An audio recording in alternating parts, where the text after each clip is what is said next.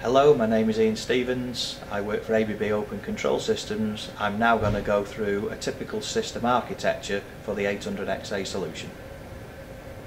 So you can see you've got your servers that we previously talked about on the standard Ethernet with the workplace clients and engineering clients, potentially out using Citrix servers to a remote client.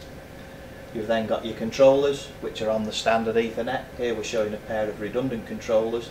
This controller we're showing connections to Profibus and Foundation fieldbus.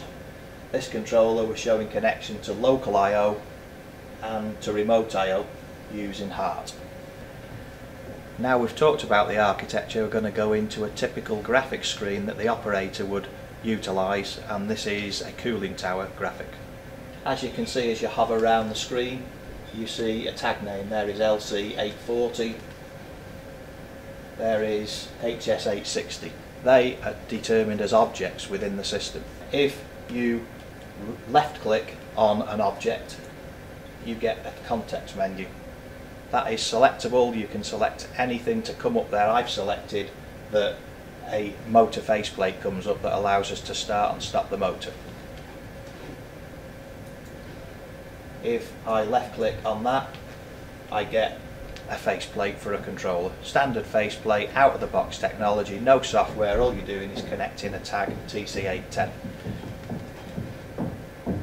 If you right click on any object, you will see the aspect menu. This is any information that is associated with that object. So we have lots of information associated with this object because I'm logged on, user security, full password. If I was logged on as a maintenance technician, that I have totally different priorities within the system credentials. I now switch back to full capabilities and show you some of the aspects. Here I'm going to open a live video aspect. So this is the video looking at the motor in the field. Very useful for classified areas because then you don't need a permit to work to go into that area.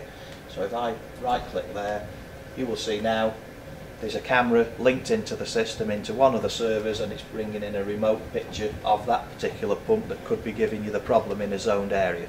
So really, right click, information at hand. We also have an aspect as a maintenance and service manual. This comes pre-part of the object. So you buy a motor, the motor comes with a manual, the manual's embedded in the system, which allows you to have right click access to it, and straight away you have the manual for that motor as it was installed, and you've got all the relevant details that you need to hand. And one final one is a link into a computer maintenance management system. So here we say view active work orders. Let's go and look at the work orders on that specific motor. It's picked up the object type HS810 and it's picked up the faults that have been reported into that system, so the maintenance guy can then go into there.